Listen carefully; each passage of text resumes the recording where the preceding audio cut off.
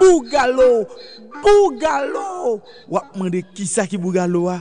Bougalo veut dire bourrique cap galopé. Bougalo c'est une course bourrique. C'est occasion nous pral ouais qui Jean bourrique yo kon courir, mais tout qui Jean yo kon frapper moun à terre, qui Jean y a couché dans course là. Bougalo. Ah la bourrique kon courir papa.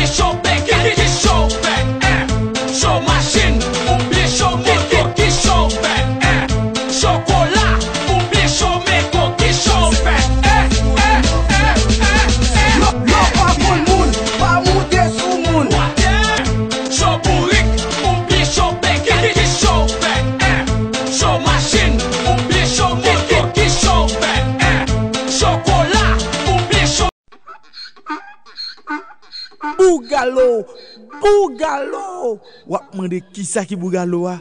Bougalo veut dire bourrique cap galopé. Bougalo c'est une course bourrique. C'est occasion nous pral ouais qui Jean bourrique yo kon courir, mais tout qui Jean yo kon frapper moun à terre, qui Jean y a couché dans course là.